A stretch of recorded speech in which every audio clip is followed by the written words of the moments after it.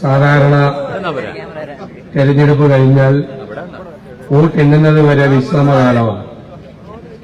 പൊതുയോഗങ്ങളൊന്നും ഉണ്ടാകാറില്ല.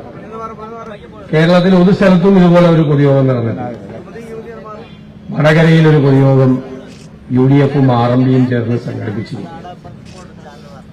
ഈ പൊതുയോഗം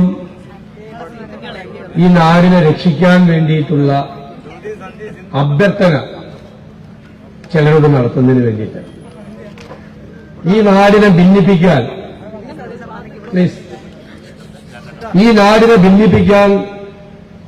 ഉത്തരവാദിത്തപ്പെട്ട ആളുകൾ ശ്രമിക്കുമ്പോൾ ഒന്നിപ്പിക്കാനുള്ള തീക്ഷ്ണമായ പരിശ്രമവുമായിട്ടാണ് നമ്മളെല്ലാവരും നിൽക്കുന്നത്. നാടിനെ ഭിന്നിപ്പിക്കരുത്, നമ്മുടെ ഇടയിൽ വേലിക്കെട്ടുകൾ അതിന് മതിൽക്കെട്ടുകൾ ഉണ്ടാകാൻ പാടില്ല എന്ന അഭ്യർത്ഥനയുമായിട്ടാണ് നമ്മൾ നിൽക്കുന്നത്. അങ്ങാടിയിൽ തോറ്റാൽ അമ്മയോട് എന്നൊരു ചൊല്ലുണ്ട്. തെരഞ്ഞെടുപ്പിലെ പരാജയം ഉറപ്പായപ്പോൾ സമനില തെറ്റിയ CPM എന്തെല്ലാമാണ് ചെയ്യുന്നത്? ഇവർക്ക് നേതാക്കന്മാരാരുമില്ലേ? അല്ലെ നേതാക്കന്മാർ കൂടി അറിഞ്ഞുകൊണ്ടാണ് ഇതെല്ലാം ചെയ്യുന്നത്? തിരഞ്ഞെടുപ്പ് കാലത്ത് ചെയ്തു കൂട്ടിയ കാര്യങ്ങളെല്ലാം തിരിച്ചടിയായി, എല്ലാം ജനങ്ങൾക്ക് ബോധ്യപ്പെട്ടു. അത് കഴിഞ്ഞപ്പോഴാണ്, തിരഞ്ഞെടുപ്പ് കഴിഞ്ഞിട്ടും എനിക്ക് തോന്നുന്നത് വലിയ ഭൂരിപക്ഷത്തിൽ പരാജയപ്പെടുമ്പോഴുള്ള പ്രതിരോധത്തിലാണ് ഇറങ്ങിയിരിക്കുന്നത്. ഇങ്ങനെയാണ് പ്രതിരോധം നടക്കുന്നത്. ഈ തെരഞ്ഞെടുപ്പ് തുടങ്ങിയപ്പോൾ കേരളത്തിലെ 19 നിയോജക മണ്ഡലത്തിലും ഇല്ലാത്ത കാര്യങ്ങളാണ് വടകരയിൽ ഉണ്ടായത്. വടകരയിൽ വലിയ ഭൂരിപക്ഷത്തിൽ ജയിക്കാമെന്ന് കരുതിക്കൂട്ടി ഇങ്ങനെ നിൽക്കുമ്പോഴാണ് വലിയ മാറ്റങ്ങൾ ഇവിടെ ഉണ്ടാകുന്നത്. ജനങ്ങൾ അവരുടെ മനസ്സിലിരിക്കുന്നത് എല്ലാവരും ഒരുമിച്ചാണ് പുറത്തുകാട്ടിയത്. കേരളത്തിന്റെ തെരഞ്ഞെടുപ്പ് രാഷ്ട്രീയത്തിൽ ജനങ്ങൾ ഇങ്ങനെ ഇളകി മറിഞ്ഞ ഒരു തെരഞ്ഞെടുപ്പ് ഉണ്ടായിട്ടില്ല. എനിക്കിത് പറയാനുള്ള അവസരം വേദി കൂടിയാണ്. ഞങ്ങളെല്ലാം വിസ്മയഭരിതരായിട്ടാണ് ഈ വടകരയിൽ ശ്രീ ഷാഫി പറമ്പിൽ ഇവിടെ വന്ന് ഇറങ്ങിയ അന്നു മുതൽ 6-ാം തീയതി വൈകുന്നേരം 6 മണി വരെയുള്ള കാര്യങ്ങൾ നിരീക്ഷിക്കുന്നത്. കേരള രാഷ്ട്രീയത്തിൽ പഴയകാലത്തും പുതിയ കാലത്തും ഒരു കാലത്തും ഉണ്ടാകാത്ത വിസ്മയകരമായ ജനപ്രവാഹവും ജനക്കൂട്ടവുമായിരുന്നു ഈ തെരഞ്ഞെടുപ്പ്. ഷാഫിയെ മുമ്പിൽ നിർത്തിക്കൊണ്ട് പറയാൻ എനിക്ക് ചെറിയ അസൂയുണ്ട്. കേരളത്തിൽ ഞാനും 6 തെരഞ്ഞെടുപ്പിൽ മത്സരിച്ചതാണ്. ഈ സംസ്ഥാനത്ത് ഒരു സ്ഥാനാർത്ഥിക്കും കിട്ടാത്ത ജനകീയമായ അംഗീകാരമാണ് ഷാഫി പറമ്പിൽ കിട്ടുന്നത്. ഞങ്ങളൊക്കെ മത്സരിച്ചതാ.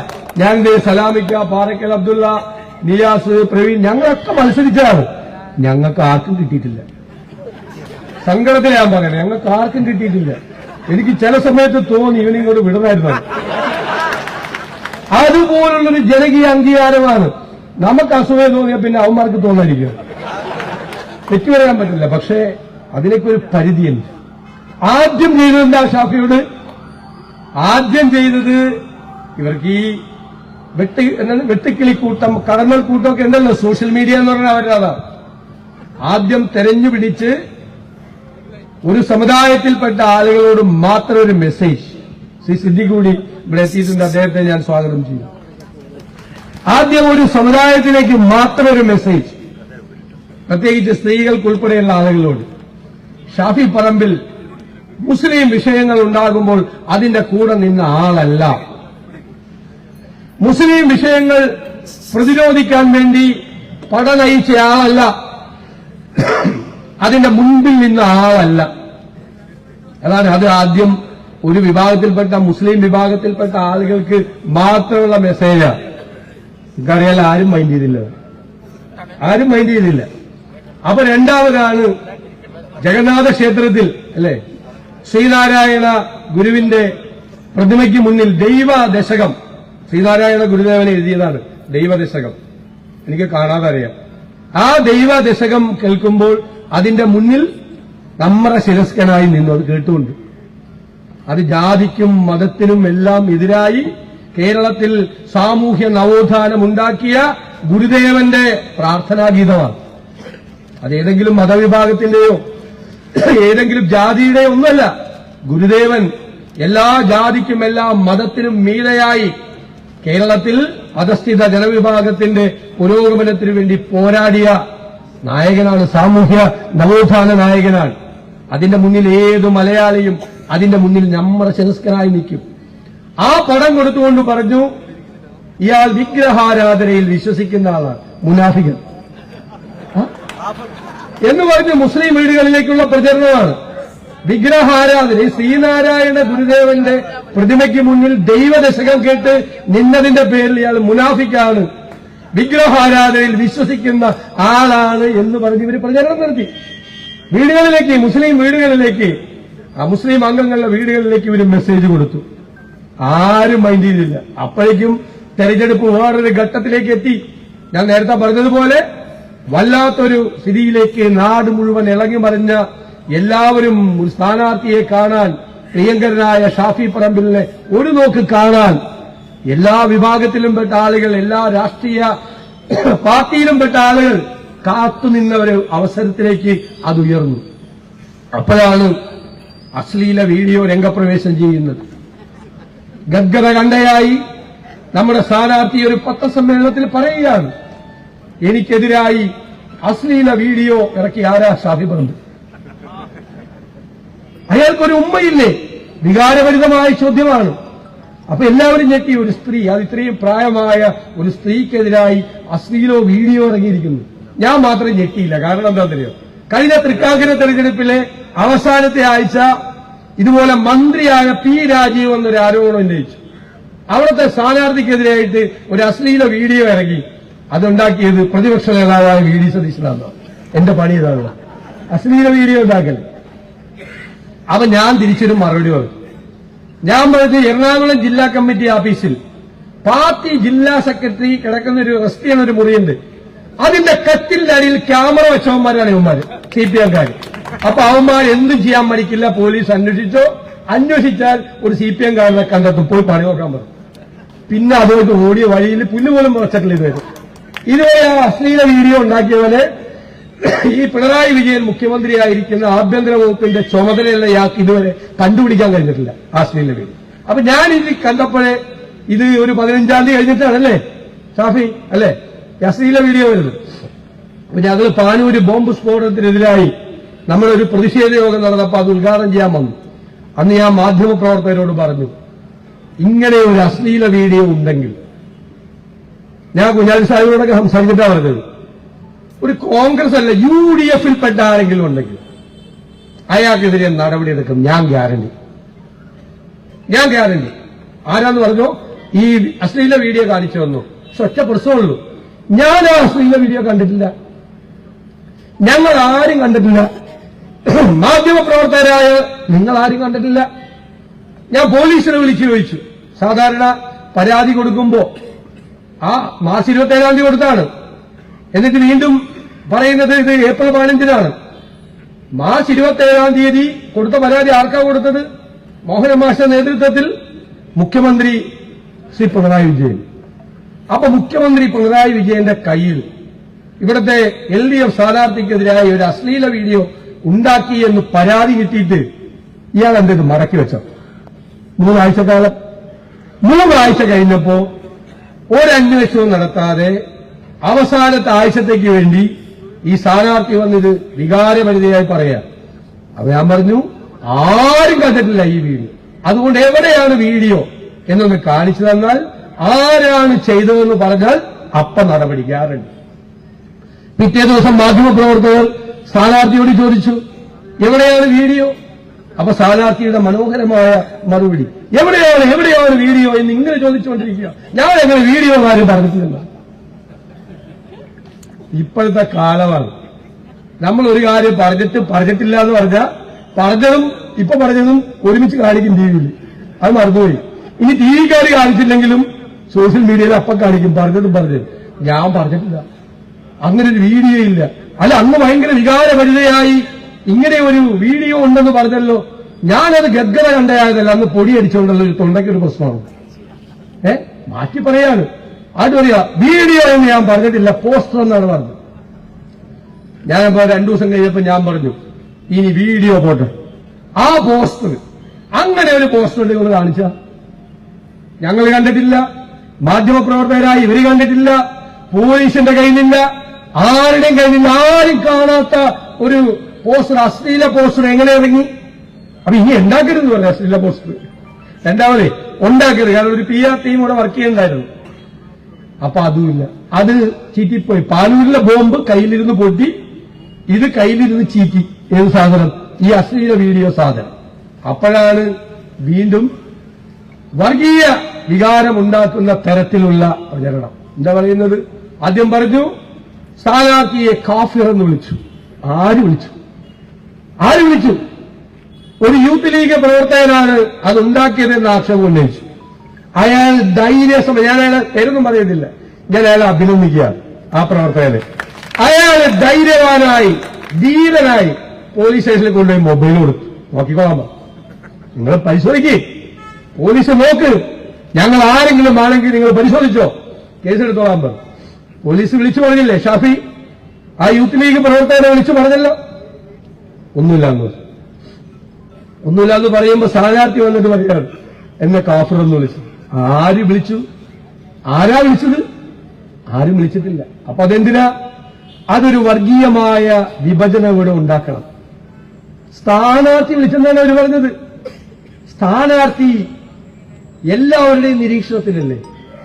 ഈ സ്ഥാനാർത്ഥി പോകുന്ന സ്ഥലത്ത് ഒരു ക്യാമറ ഇല്ലാത്ത, ഒരു വീഡിയോ ഇല്ലാത്ത സ്ഥലമുണ്ടോ? പിന്നെ രഹസ്യമായിട്ടാണോ കാഫർ എന്ന് വിളിച്ച്? ആരും കേൾക്കാതെ? സ്ഥാനാർത്ഥി പറയണമെങ്കിൽ പരസ്യമായിട്ട് പറയണം, അല്ലെങ്കിൽ എവിടെയെങ്കിലും എഴുതി വെക്കണം. ഒരു സ്ഥലത്തും പറഞ്ഞിട്ടില്ല, ഒരു സ്ഥലത്ത് എഴുതി വെച്ചിട്ടില്ല, ഒരു സ്ഥലത്തും പറഞ്ഞിട്ടില്ല. അപ്പൊ ഇവരുടെ ഗൂഢാലോചനയാണ് ഇങ്ങനെ പറഞ്ഞു. അപ്പൊ തെരഞ്ഞെടുപ്പിന്റെ അവസാന ഘട്ടത്തിൽ വിഭജനം ഉണ്ടാകണം ഇവരാഗ്രഹിച്ചു. അതിവരുടെ പാരമ്പര്യമാണ്. ഇവിടെ പാറക്കൽ അബ്ദുള്ള സംസാരിച്ചല്ലോ, കുറ്റ്യാടിയിൽ അദ്ദേഹം മത്സരിച്ച സമയത്ത് ആ വിഭജനം ഉണ്ടാക്കാൻ വേണ്ടി നടത്തിയ ശ്രമങ്ങൾ. ഇപ്പൊ പഴയ CPM നേതാവ് വേണു, അവിടെ ബാലകൃഷ്ണൻ അല്ലെ, പഴയ കൊയിലാണ്ടി ഏരിയ കമ്മിറ്റി സെക്രട്ടറി, അതിമനോഹരമായൊരു ഫേസ്ബുക്ക് പോസ്റ്റ് ഇട്ടിട്ടുണ്ടായി, ഞാൻ വായിച്ചു. CH കണാരൻ മത്സരിക്കുന്ന കാലം മുതൽ മേപ്പയൂരിൽ, പഴയ മേപ്പയൂരിൽ അന്ന് ഉള്ള കാലം മുതൽ CPM നടത്തുന്ന പരീക്ഷണങ്ങൾ, വർഗീയ വിഭജനമുണ്ടാക്കി ആളുകളെ രണ്ട് ചേരിയിലാക്കി അതിൽ നിന്ന് രാഷ്ട്രീയ മുതലെടുപ്പ് നടത്താൻ. അപ്പൊ ഞങ്ങളെല്ലാം ഇരുന്ന് ചിന്തിച്ചു, ഇതെന്താണ്? തെരഞ്ഞെടുപ്പ് കഴിഞ്ഞിട്ടും ഇത് പറഞ്ഞുകൊണ്ടിരിക്കുകയാണ്. അത് തെരഞ്ഞെടുപ്പ് കഴിഞ്ഞിട്ടും പറയണം, തെരഞ്ഞെടുപ്പ് കയ്യിൽ നിന്ന് പോയി, പിന്നെന്തിനാ ഇത് പറയുന്നത്? അപ്പോഴാണ് നിങ്ങൾ ആലോചിക്കേണ്ടത്, നിയമസഭാ തെരഞ്ഞെടുപ്പ് വരികയാണ്. ഈ പോക്ക് പോയ ഈ വടകര പാർലമെന്റ് മണ്ഡലത്തിൽ നിന്ന് എത്ര നിയമസഭാ സീറ്റുകൾ UDF ജയിക്കുമെന്ന് മനസ്സിലായല്ലോ. അപ്പൊ അത് തകർക്കാൻ വേണ്ടിയിട്ടുള്ള ശ്രമമാണിത്. ഇത് നിയമസഭ, ഇത് ഷാഫി പറമ്പിലിനെ ഉദ്ദേശിച്ചോ വടകര പാർലമെന്റ് തെരഞ്ഞെടുപ്പിനെ ഉദ്ദേശിച്ചല്ല. ഇത് വരാൻ പോകുന്ന നിയമസഭാ തെരഞ്ഞെടുപ്പിൽ ഭിന്നിപ്പുണ്ടാക്കാൻ വേണ്ടിയിട്ട്, ഈ നാട് ഭിന്നിപ്പിക്കാൻ വേണ്ടി നടക്കുന്ന ശ്രമമാണ്. പ്രധാനമന്ത്രി രാജസ്ഥാനിൽ പ്രസംഗിച്ചു. പ്രധാനമന്ത്രി ഇവിടെ ബാലൻസ് വേറെയല്ല, 400 സീറ്റുമായി അധികാരത്തിൽ വരും, മോദി അധികാരത്തിൽ വരുന്നു, പുള്ളി തന്നെ തന്നെത്താൻ പറഞ്ഞുകൊണ്ടിരിക്കുകയാണ്. പറഞ്ഞ് അവസാനം 300ആയി. തിരുവനന്തപുരത്ത് വന്നപ്പോൾ അദ്ദേഹം പറഞ്ഞു, BJP പ്രവർത്തകരോട് പറഞ്ഞു, നിങ്ങൾ പേടിക്കണ്ട, നമ്മൾ എന്തായാലും എങ്ങനെയും വരും അധികാരത്തിലെന്ന്. അങ്ങനെ പേടിച്ചു തുടങ്ങിയ ഘട്ടത്തിലാണ് അതുവരെയുള്ള മോഡി ഗ്യാരണ്ടിയും പോയി, എല്ലാ സാധനവും പോയി. രാജസ്ഥാനിലെ പ്രസംഗമാണ്. രാജസ്ഥാനിലെ പ്രസംഗത്തിൽ നുഴഞ്ഞുകയറ്റക്കാരാണ് മുസ്ലിങ്ങൾ അല്ലെ, കൂടുതൽ സന്താനോൽപാദനം നടത്തുന്നവരാണ് മുസ്ലിങ്ങൾ. എന്നിട്ട് അവിടെ കൂടിയിരിക്കുന്ന സ്ത്രീകളോട് പറയാണ്, അമ്മമാരെ, സഹോദരിമാരെ, കോൺഗ്രസ് അധികാരത്തിൽ വന്നാൽ നിങ്ങളോട് ഈ നിങ്ങളുടെ സ്വർണ്ണാഭരണങ്ങൾ മുഴുവൻ ഇവിടെ കൊണ്ടുവന്ന് വയ്ക്കാൻ പറയും. എന്നിട്ട് നിങ്ങളുടെ സ്വർണ്ണാഭരണങ്ങൾ എല്ലാവരും എടുത്ത് മുസ്ലിമിന് കൊടുക്കും. ആരാ പ്രസംഗിക്കുന്നത്? ഇന്ത്യയുടെ പ്രധാനമന്ത്രി. എന്നിട്ട് പറയാണ്, ഇന്ത്യയിൽ മുസ്ലിങ്ങളുടെ ജനസംഖ്യ വർദ്ധിച്ചു വരികയാണ്. എന്താ കണക്ക്? 2015 ആരോ പറഞ്ഞു ഇന്ത്യയിൽ ഹിന്ദുക്കളുടെ ജനസംഖ്യ കുറഞ്ഞു വരികയാണ്. ഇന്ത്യയുടെ പ്രധാനമന്ത്രിയോട് കോൺഗ്രസിനുള്ളൊരു മറുപടിയുണ്ട്. 2011 സെൻസസ് ഉണ്ട്. 2011 സെൻസസിൽ എല്ലാ മതവിഭാഗങ്ങളുടെയും ജനസംഖ്യ കുറഞ്ഞു വരികയാണ്. അതിലേറ്റവും കൂടുതൽ ജനസംഖ്യ കുറഞ്ഞു വരുന്നത് ഇന്ത്യയിൽ മുസ്ലിങ്ങളുടെയാണ്, 5.1%. ഹിന്ദുക്കളുടെ കുറയുന്നത് 3.2%. ഉള്ളൂ. ഗവൺമെന്റ് ഡോക്യുമെന്റ് എന്റെ കയ്യിലുണ്ട്, മുഴുവൻ ഡീറ്റെയിൽസ്, സെൻസസ് ഡീറ്റെയിൽസ് ആണ്. ഡെമോഗ്രാഫിക് സ്റ്റഡീസ് എന്ന് പറയും. ആ സെൻസസ് ഡീറ്റെയിൽസ് ആണ് ഇന്ത്യൻ പ്രധാനമന്ത്രി ഇന്ത്യയിലെ ഔദ്യോഗിക കണക്കുകളെ വിസ്മരിപ്പിച്ച് പറയുകയാണ്. ഭിന്നിപ്പിക്കാൻ വേണ്ടിയിട്ടാണ്, വോട്ട് കിട്ടാൻ വേണ്ടിയിട്ടാണ്, ഭൂരിപക്ഷത്തെ പേടിപ്പിക്കുകയാണ്, ന്യൂനപക്ഷത്തെ ചൂണ്ടിക്കാട്ടി ഭൂരിപക്ഷത്തെ ഭയപ്പെടുത്തി ആ ഭൂരിപക്ഷത്തിന്റെ വോട്ട് കിട്ടി അധികാരത്തിൽ വരാൻ വേണ്ടിയിട്ടുള്ള ഹീനമായ തന്ത്രമാണ്. അതല്ലേ ഡൽഹിയിൽ നടക്കുന്നത് ഇപ്പോ? എല്ലാ പ്രസംഗങ്ങളും അത് തന്നെയാണ്, എല്ലാ പ്രസംഗങ്ങളും അത് തന്നെയാണ്. എന്റെ ചോദ്യം, ആ ബിജെപിയും ഈ വടകരയിലെ സിപിഎമ്മും തമ്മിൽ എന്താ വ്യത്യാസം? അതാ ചോദ്യം. വളരെ ലളിതമായ ചോദ്യമാണ്. ആ ബിജെപിയും ഈ വടകരയിലെ സിപിഎമ്മും തമ്മിൽ എന്തു വ്യത്യാസം? രണ്ടുപേരും വർഗീയ ധ്രുവീകരണമുണ്ടാക്കി അതിൽ നിന്ന് ലാഭമുണ്ടാക്കാൻ ശ്രമിക്കും. രണ്ടുപേരും ഒരേ അപ്രോച്ച്, ഒരേ രീതി, ഒരേ ആറ്റിറ്റ്യൂഡ്. ഇവിടെ ജാതി ഉണ്ടായിരുന്നോ, മതമുണ്ടായിരുന്നോ? ഈ തെരഞ്ഞെടുപ്പിൽ അതായിരുന്നോ കണ്ടിരുന്നത്? ഈ തെരഞ്ഞെടുപ്പിൽ അതിശക്തമായ ഒരു ദേശീയ തലത്തിലുള്ള ഒരു കാഴ്ചപ്പാട് ജനങ്ങൾക്കുണ്ടായിരുന്നു. എന്താ കാഴ്ചപ്പാട്? ദേശീയ തലത്തിൽ വർഗീയ വിരുദ്ധ, ഫാസിസ്റ്റ് വിരുദ്ധ ഒരു പൊളിറ്റിക്കൽ പ്ലാറ്റ്ഫോം വിജയിക്കണം. അതാണ് ജനങ്ങളുടെ തീരുമാനം. കക്ഷി രാഷ്ട്രീയമെന്നെ ജാതിമത ചിന്തകൾ അതീതമായി ജനങ്ങളുടെ വികാരം അതായിരുന്നു. ആ പൊളിറ്റിക്കൽ പ്ലാറ്റ്ഫോം വിജയിക്കണം. ഞങ്ങൾ ഒറ്റ ചോദ്യമേ ചോദിച്ചുള്ളൂ തെരഞ്ഞെടുപ്പിൽ കേരളത്തിലെ ജനങ്ങളോട്. ആ വർഗീയ വിരുദ്ധ, ഫാസിസ്റ്റ് വിരുദ്ധ പൊളിറ്റിക്കൽ പ്ലാറ്റ്ഫോം മൈനസ് കോൺഗ്രസ് എന്താ? കോൺഗ്രസ് ഇല്ലെങ്കിൽ ആ പൊളിറ്റിക്കൽ പ്ലാറ്റ്ഫോം എന്താ? സിപിഎം ആണോ? 15 സീറ്റ് കേരളത്തിലും 2 സീറ്റ് തമിഴ്നാട്ടിലും 1 സീറ്റ് ത്രിപുരയിലും 1 സീറ്റ് രാജസ്ഥാനിലും മത്സരിക്കും. പിന്നെ ബംഗാളിലും ത്രിപുരയിലൊക്കെ മത്സരിക്കുന്നുണ്ട്. അതറിയാലോ. ഇപ്പൊ പിണറായി വിജയൻ തന്നെ ആ പ്രദേശത്തോട്ടൊന്നും പോവാതെ പുള്ളി ഇന്തോനേഷ്യയിൽ പോയിരിക്കുക, സിംഗപ്പൂര് പോയിരിക്കുക, അങ്ങോട്ടൊന്നും പോയിട്ടില്ല. ഇടതില്ലെങ്കിൽ ഇന്ത്യ ഇല്ല എന്നാ പറഞ്ഞത്. ഇടതില്ലെങ്കിൽ അപ്പൊ ഇടത് മത്സരിക്കുന്ന സ്ഥലത്ത് ഇടതിന്റെ ഈ രാജ്യത്തെ ഏക മുഖ്യമന്ത്രി പോകണ്ടേ? അദ്ദേഹം പോയിരിക്കുന്നത് ഇന്തോനേഷ്യയിലെയും സിംഗപ്പൂരിലെയും തെരഞ്ഞെടുപ്പ് പ്രവർത്തനത്തിന് വേണ്ടിയിട്ടാണ്. ഇവിടെയല്ല, അങ്ങോട്ട് പോയിരിക്കുക. അവിടെ ഏതാ ഇലക്ഷൻ നടക്കുന്നത് പഞ്ചായത്തിലേക്ക്, അവിടെ നോക്കി പോയിരിക്കുകയാണ്. ഇവിടെ പോയിട്ടില്ല. അപ്പൊ ഇടതില്ലെങ്കിൽ ഇന്ത്യ ഇല്ല എന്ന് പറഞ്ഞ ആള് കേരളത്തിലെ തെരഞ്ഞെടുപ്പ് കഴിഞ്ഞപ്പോ പോയി. അപ്പൊ 10ഓ 18ഓ സീറ്റിൽ മത്സരിക്കുന്നവരാണോ വർഗീയ വിരുദ്ധ, പൊളിറ്റിക്കൽ വിരുദ്ധ പ്ലാറ്റ്ഫോം നയിക്കുന്നത്? അതോ കോൺഗ്രസ് ആണോ?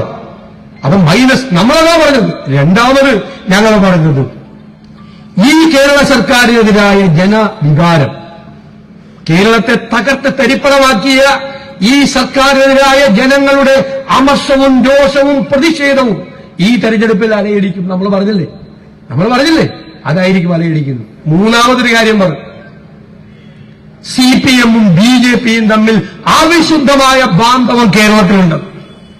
നമുക്ക് തെളിയിക്കേണ്ടി വന്നില്ല, അവർ തന്നെ തെളിയിച്ചില്ലേ? അത് ഞങ്ങൾ പറഞ്ഞ ആദ്യം പറഞ്ഞതാരാ?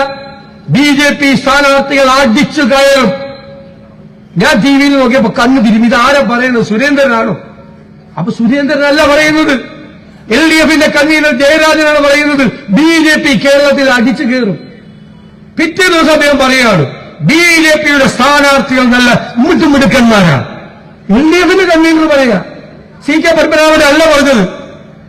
ബിജെപിയുടെ സ്ഥാനാർത്ഥികൾ മിടുമിടുക്കന്മാരാണ്. കോഴിക്കോട് ബിജെപിയുടെ സ്ഥാനാർത്ഥി ലഘുലേഖ ഇറക്കിയപ്പോ പറഞ്ഞു, ഞങ്ങളുടെ സ്ഥാനാർത്ഥി MT രമേശ് മിടുമിടുക്കനാണ് എന്ന് LDF കൺവീനർ തന്നെ സമ്മതിച്ചാണ്. അഭ്യർത്ഥനയാണ് ബിജെപിയുടെ സ്ഥാനാർത്ഥിയുടെ കോഴിക്കോടത്തെ. ഇയാൾ തന്നെ പറഞ്ഞിരിക്കുകയാണ്. അപ്പൊ നമ്മളൊരു ആരോപണം ഉന്നയിച്ചു. ഞാൻ പറഞ്ഞു, ഇനി നമ്മൾ ആരും അന്തർധാര എന്നുള്ള വാക്ക് ഉപയോഗിച്ചു പോയി. ഒറ്റയാവും. അന്തർധാര എന്ന് പറയുന്നത് രഹസ്യമുണ്ട്. ഇത് രഹസ്യമല്ല, പരസ്യം. ബിജെപി നേതാക്കളും CPM നേതാക്കളും തമ്മിൽ ബിസിനസ് പാർട്ണർഷിപ്പാണ് കേരളത്തിൽ ഒരുമിച്ച്. അപ്പൊ ഞാൻ പറഞ്ഞു, EP ജയരാജന്റെ വൈദേകം റിസോർട്ടും രാജീവ് ചന്ദ്രശേഖർ കേന്ദ്രമന്ത്രി ബിജെപിയുടെ കൂടി ഒരുമിച്ച് ബിസിനസ് പാർട്ണർഷിപ്പാണെന്ന് രണ്ടുപേരും വന്ന് നിഷേധിച്ചു. ഇല്ലേ? ആദ്യം ജയരാജൻ പറഞ്ഞു, ഞാനത് നിഷേധിക്കുകയാണ്, എനിക്കോ എന്റെ ഭാര്യയ്ക്കോ ഷെയർ ഉണ്ടെങ്കിൽ ഞാനത് VD സതീശന് തന്നേക്കാണോ. എനിക്ക് ഒരു അബദ്ധം പറ്റി, ഞാൻ വേണ്ടാന്ന് ഒരു പറ്റുന്നു. ഞാൻ ഇത് വല്ല കള്ളപ്പണമാണ്, ഇനി അതെടുത്ത് നമ്മുടെ നിലയിൽ വേണ്ടല്ലാന്ന് ഓർത്തിട്ട് പെട്ടെന്ന് പറഞ്ഞാണ്. ആ കാശ് കിട്ടിയിരുന്നെങ്കിൽ എനിക്ക് ഷാഫി പറമ്പിൽ കൊടുക്കുക, അതുപോലെ കടമായിട്ടിരിക്കുക തെരഞ്ഞെടുപ്പ് കഴിഞ്ഞ്. അപ്പൊ പറയും ഒരാഴ്ച കഴിഞ്ഞപ്പോ അപ്പൊ എന്റെ മുഴുവൻ തെളിവ് ഔദ്യോഗിക തെളിവുകളുണ്ട്. ഞാനതൊരു സാധനം പറയില്ല. ഒരാഴ്ച കഴിഞ്ഞപ്പോ ജയരാജൻ പറയാണ് എന്റെ ഭാര്യയ്ക്ക് ഷെയർ പോയി. സമ്മതിച്ചു. എനിക്ക് തരണ്ടല്ലേ? ശരിക്കും എനിക്ക് തരണ്ടല്ലേ? എനിക്കോ എന്റെ ഭാര്യയ്ക്കോ ഷെയർ ഉണ്ടെങ്കിൽ അത് VD സതീശന് തന്നേക്കാം എന്ന് LDF കൺവീനർ മാധ്യമങ്ങളെ സാക്ഷ്യപ്പെടുത്തി പറഞ്ഞാണ് കേരളത്തിൽ. തന്നോ? തന്നില്ല.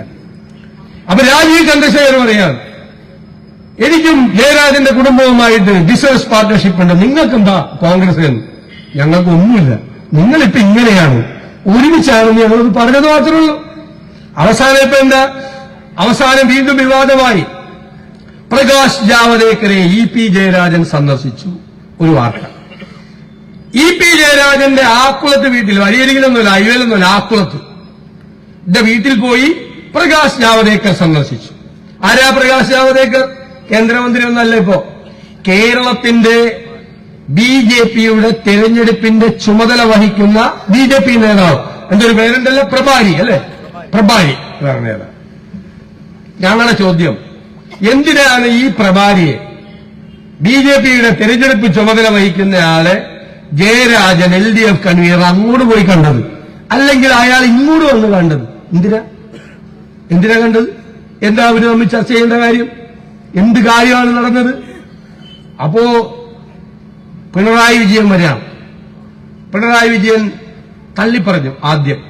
പക്ഷെ നിങ്ങൾ എല്ലാവരും പിണറായി വിജയന്റെ വാചകം ശ്രദ്ധിക്കണം. എന്താ പറഞ്ഞത്? ദല്ലാൽ നന്ദകുമാറും EP ജയരാജനും തമ്മിലുള്ള ബന്ധം മാത്രമാണ് പിണറായി വിജയൻ തള്ളിപ്പറഞ്ഞത്. അതിനൊരു രണ്ടാം ഭാഗമുണ്ട്. രണ്ടാം ഭാഗം എന്താ? പ്രകാശ് ജാവദേക്കറിനെ കണ്ടതിന് എന്താ കുഴപ്പം? ഞാനും എത്രയോ തവണ കണ്ടിരിക്കുന്നു പ്രകാശ് ജാവദേക്കറെ. അപ്പൊ EP ജയരാജൻ പ്രകാശ് ജാവദേക്കറെ കണ്ടതിൽ ഒരു കുഴപ്പമില്ല.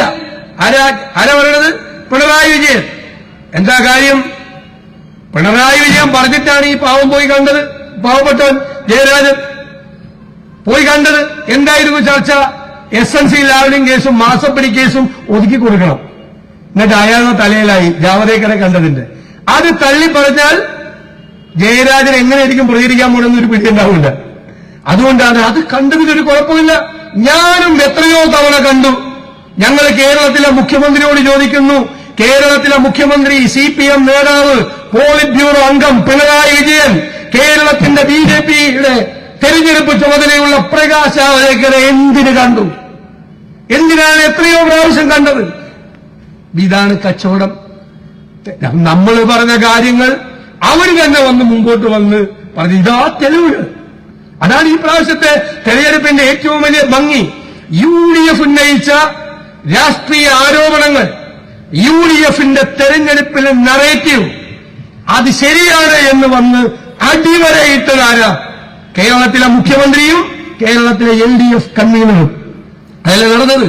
അപ്പൊ ഇവര് തമ്മിലാണ് ബാന്ധവം. അവർക്ക് കോൺഗ്രസ് വിരോധമാണ്. കോൺഗ്രസ് മുക്ത ഭാരതത്തിന് വേണ്ടി BJP ശ്രമിക്കുമ്പോൾ ഇവര് ശ്രമിക്കുന്നത് എന്തിനു വേണ്ടിയിട്ടാ? ഇവര് ശ്രമിക്കുന്നത് കോൺഗ്രസ് വിരുദ്ധത. ഇത് തമ്മിൽ ഒരുമിച്ച് ചേരുകയാണ്. എന്നിട്ട് എല്ലാ തന്ത്രങ്ങളും പയറ്റുകയാണ്. ഹീനമായ തന്ത്രമാണ്. BJPയുടെ കൂടെ കൂടുമ്പോഴാണ് ഇതുപോലുള്ള വൃത്തികെട്ടകൾ വരുന്നത്. പണ്ട് അങ്ങനെയായിരുന്നു. പണ്ട് BJPയുടെ കൂടെയായിരുന്നു ഇവർ, അല്ലേ? മുഖ്യമന്ത്രി പിണറായി വിജയൻ 77 ജയിച്ചത് BJP പിന്തുണയോടുകൂടി, RSSന്റെ പിന്തുണയോട്. അന്ന് BJP ഇല്ല, RSSന്റെ പിന്തുണയോടുകൂടിയാണ് ജയിച്ചത്, ഇല്ലേ? മുഖ്യമന്ത്രി പിണറായി വിജയന്റെ ഒരു ഇന്റർവ്യൂ ഞാൻ കണ്ടു. അത് ഞാൻ പറയാം. ഞങ്ങൾക്ക് പല സമയത്ത് പല നിലപാടുകളാണ്.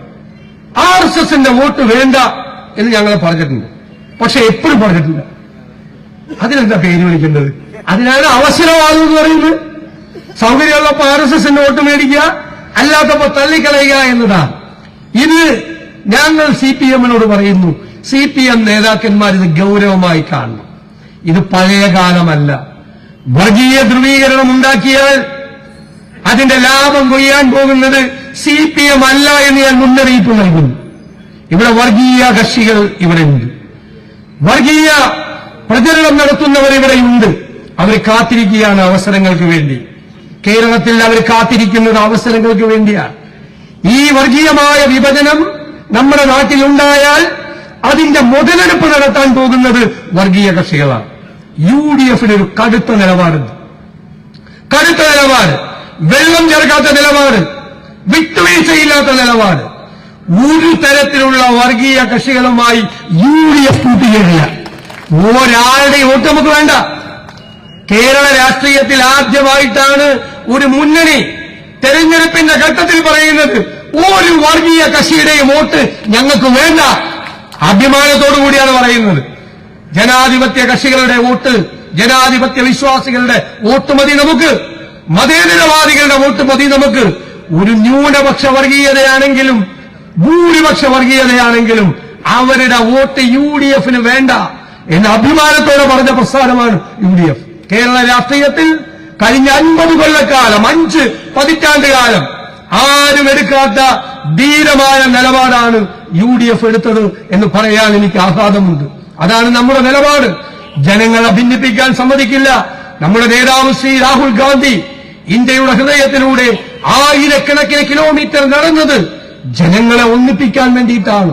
BJP ഭിന്നിപ്പിച്ച, സംഘപരിവാർ ശക്തികൾ ഭിന്നിപ്പിച്ച ഇന്ത്യയിലെ ജനങ്ങളെ ചേർത്ത് പിടിക്കാൻ വേണ്ടിയിട്ടാണ് നമ്മൾ നടത്തിയത്. നമ്മുടെ മുന്നേറ്റം അതാണ്. അതിനു വേണ്ടിയാണ് നമ്മൾ നിൽക്കുന്നത്. ഷാഫി പറമ്പലിന്റെ ഈ തെരഞ്ഞെടുപ്പ് എല്ലാ വിഭാഗം ജനങ്ങളും, ഞാൻ പറയുന്നു, എനിക്കിപ്പോ നിങ്ങൾ വടകരക്കാർക്ക് CPM-കാരെ കണ്ടാൽ പോലും ദേഷ്യപ്പെടാൻ പറ്റില്ല. ഇപ്പൊ കാരണം ഏത് CPM-കാരെ നമുക്ക് വോട്ടില്ലെന്നും മനസ്സിലാവില്ല. നിങ്ങൾ എണ്ണുമ്പോ നോക്കിക്കോ. ഇനി ഒരു കാര്യം കൂടി, ആരോടും പറയാത്തൊരു കാര്യം കൂടി ഞാൻ പറയാം. എന്നോട് ചോദിച്ചു പല സുഹൃത്തുക്കളും ഫോണിൽ വിളിച്ച്, എന്തുകൊണ്ട് ഷാഫി പറമ്പിൽ എന്ന് ചോദിച്ചു വടകരയിൽ. അപ്പൊ ഞാൻ കൊടുത്ത ലളിതമായൊരു മറുപടിയുണ്ട്. അത് ഷാഫി പറമ്പിൽ വടകരയിൽ ഇറങ്ങുമ്പോ കാണാൻ നോക്കും. ഞാൻ ഉദ്ദേശിച്ചത് സ്ഥാനാർത്ഥിയായി ഇറങ്ങുമ്പോഴാണ്. പക്ഷെ എന്റെ ഭാഗ്യത്തിന് റെയിൽവേ സ്റ്റേഷനിൽ ഇറങ്ങുമ്പോൾ തൊട്ട് തന്നെ കാണിക്കാൻ തുടങ്ങി ജനങ്ങൾ. അതാണ് മാറ്റം, അതാണ് വ്യത്യാസം. ഞാൻ ഒരു കാര്യം കൂടി പറയാം. ഞാന് ഒരു ദിവസം മൂകാംബിക ക്ഷേത്രത്തിൽ പോയി, തെരഞ്ഞെടുപ്പ് തുടങ്ങി ഒരാഴ്ച കഴിഞ്ഞപ്പോൾ അവിടെ ചെന്നപ്പോൾ അവിടെ രഥോത്സവമായിരുന്നു. ഞാൻ തൊഴുത് പുറത്തിറങ്ങുമ്പോൾ ഒരുപാട് പേര് നിൽക്കുന്നുണ്ട്. ഞാൻ ഒരുപാട് നേരം അവരുടെ കൂടെ ഫോട്ടോ എടുത്തു. വടകരയിൽ നിന്നും തലശ്ശേരിയിൽ നിന്നും വന്ന സ്ത്രീകളും മുതിർന്ന ആളുകളും അടക്കമുള്ള കുടുംബമാണ് ഇങ്ങനെ നിൽക്കുന്നത്. മിക്കവാറും പേർ ഫോട്ടോ എടുത്ത് പോകാനായിരുന്നു. തെരഞ്ഞെടുപ്പ് പ്രഖ്യാപിച്ചിട്ട് ഒരാഴ്ചയായിരുന്നു. ഇവിടുത്തെ സ്ഥാനാർത്ഥിയായിട്ട് ഇറങ്ങി എന്റെ തോളെ തട്ടി പറഞ്ഞു ഒരു വാചകമുണ്ട്, ഇത് പറയാമെന്ന് അറിയില്ല, സാറിന്റെ ചെക്കന്റെ കാര്യം ഞങ്ങൾ നോക്കിക്കോളാമോ, സാറിന്റെ ചെക്കന്റെ കാര്യം ഞങ്ങൾ നോക്കിക്കോളാം.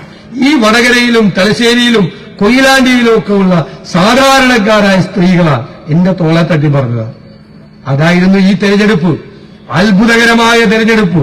ഈ തെരഞ്ഞെടുപ്പിനെ കുറിച്ച് ഈ ജനങ്ങളുടെ ഒരു സ്ഥാനാർത്ഥിക്കുണ്ടായ സ്വീകാര്യതയും അതെങ്ങനെയാണ് ഈ തെരഞ്ഞെടുപ്പ് മാറിയത് എന്നും സത്യത്തിൽ രാഷ്ട്രീയ വിദ്യാർത്ഥികൾ പഠിക്കേണ്ട ഒരു വിഷയമാണ്. അതിലാരും അസൂയപ്പെട്ടിട്ട് കാര്യമില്ല. അത് ജനങ്ങളുടെ, ഞാനും അസൂയപ്പെട്ടിട്ട് കാര്യമില്ല. അത് ജനങ്ങൾ കൊടുത്ത ഒരു അംഗീകാരമാണ്. അത് തെരഞ്ഞെടുപ്പ് വരുമ്പോൾ അതിന്റെ ഭൂരിപക്ഷത്തിൽ കാണാം. അതുകൊണ്ട് ഞാൻ CPM-നോട് ഉത്തരവാദിത്തപ്പെട്ട ഒരു രാഷ്ട്രീയ പാർട്ടി എന്ന നിലയിൽ, കേരളത്തിന്റെ പ്രതിപക്ഷ നേതാവ് എന്ന നിലയിൽ ഞാൻ കൈകൂപ്പി അഭ്യർത്ഥിക്കുന്നു, ദയവ് ചെയ്ത് ജനങ്ങളെ ഭിന്നിപ്പിക്കാൻ ശ്രമിക്കരുത്. നിങ്ങൾക്കതിന് കഴിയില്ല. നിങ്ങൾ അതിന് ശ്രമിച്ചാൽ ഞങ്ങൾ അതിന്റെ 100 ഇരട്ടി ജനങ്ങളെ ചേർത്ത് നിർത്താൻ ഞങ്ങളുണ്ടാകും. എല്ലാവരെയും ചേർത്ത് നിർത്താൻ ഞങ്ങളുണ്ടാകും. ഷാഫി പറമ്പിൽ ഈ മലബാറിലെ രാഷ്ട്രീയത്തിൽ ആ എല്ലാവരെയും ചേർത്ത് നിർത്തുന്ന ഐക്യ ജനാധിപത്യ മുന്നണിയുടെയും ഇന്ത്യൻ നാഷണൽ കോൺഗ്രസിന്റെയും രാഷ്ട്രീയ ലക്ഷ്യത്തിന്റെ പ്രതീകമായി മാറും എന്ന കാര്യത്തിൽ നിങ്ങൾക്ക് സംശയമില്ല. ഞാൻ UDF-ന്റെയും RMPയുടെയും നേതാക്കളെ പ്രത്യേകമായി അഭിനന്ദിക്കുന്നു. നമുക്ക് പറയാനുള്ളത് ജനങ്ങളോട് പറയാൻ ഈ യോഗം, മഴ ചാറുന്നുണ്ട്. ഈ മഴ ചാറുന്നത് നല്ലതാണ്. അത്രമാത്രം വലിയ ചൂടാണ്. ഈ ചൂടിലേക്ക്, അല്ലെ, നീനച്ചൂടിൽ വല്ലാതെ വരണ്ടു കിടക്കുന്ന ഭൂമിയിലേക്ക് ഈ പുതുമഴയായി തുള്ളിയായി പെയ്തിറങ്ങുന്നത് പോലെ ഇവന്റെയൊക്കെ ഇരുട്ട് നിറഞ്ഞ മനസ്സിലേക്ക് വെളിച്ചമായി കയറട്ടെ എന്ന് ഞാൻ ആഗ്രഹിക്കുന്നു. അത്രമാത്രം പറഞ്ഞുകൊണ്ട് നിങ്ങളെ എല്ലാവരെയും ഈ വലിയ പോരാട്ടത്തിൽ ഷാഫി പറമ്പിലേക്കാൾ മുന്നിൽ നിന്ന് നയിച്ച മുഴുവൻ നേതാക്കന്മാരെയും എന്റെ മുഴുവൻ സഹപ്രവർത്തകന്മാരെയും, നിങ്ങളായിരുന്നു പോരാളികൾ. ഈ പോരാട്ടം, UDF-ന്റെ അഭിമാനകരമായ ഈ പോരാട്ടം ഉജ്ജ്വലമാക്കി മാറ്റിയതിന് നിങ്ങളെ എല്ലാവരെയും ഞാൻ ഒരിക്കൽ കൂടി അഭിവാദ്യം ചെയ്തുകൊണ്ട് ഈ യോഗം ഉദ്ഘാടനം ചെയ്തതായി അറിയിക്കുന്നു. നന്ദി, നമസ്കാരം.